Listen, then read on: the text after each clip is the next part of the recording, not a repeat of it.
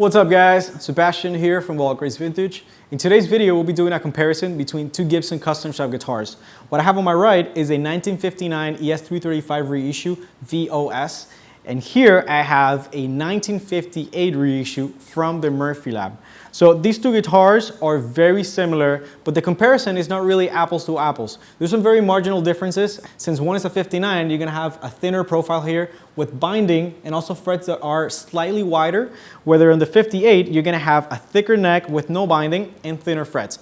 Other than that, they should be pretty much identical as far as the other specs. You have custom buckered pickups, you have the same woods on the body. The one thing that is a big difference between these two guitars is the actual finish and the relic, and that is due to the Murphy Lab process. The thing is that nobody really knows what happens behind closed doors and what do they really use to age their guitars. Do they change anything in the lacquer? Do they treat the wood any differently? So that's one of the most common questions that we get here when people shop for these sort of guitars. Is it really worth upgrading to the Murphy Lab? What else am I getting besides the relic? Is it something that is only aesthetic, or does it impact the sound or the playability in any way? The one thing that I can tell you though is that with the heavier relic guitars, where most of the lacquer of the neck has been taken off, the playability does get impacted, and in my opinion in a positive way. You get more of that vintage raw wood feel that doesn't pose as much friction when you're playing. Not that these really are sticky at all, but for my personal preference, those necks just tend to feel a little bit better, and overall the worn out feeling of the guitar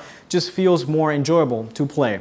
But I guess we'll find out soon enough if there's any differences in the sound. You guys let us know down below in the comments.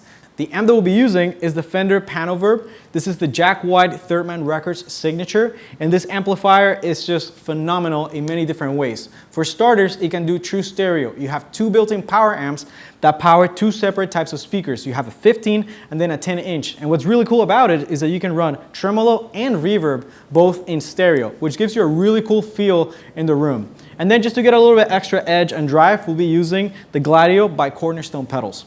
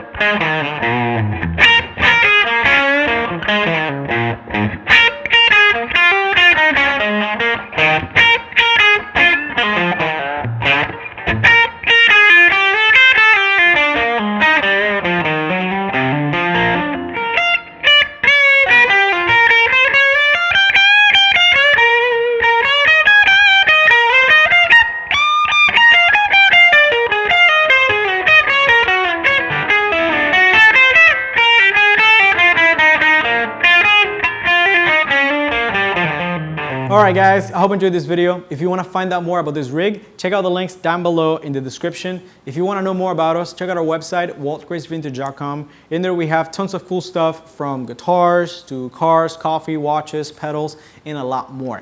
If you guys want to support the channel, you can give us a thumbs up, consider subscribing, and follow us on Instagram at @waltgracevintage for more content like this. My name is Sebastian. Till next time.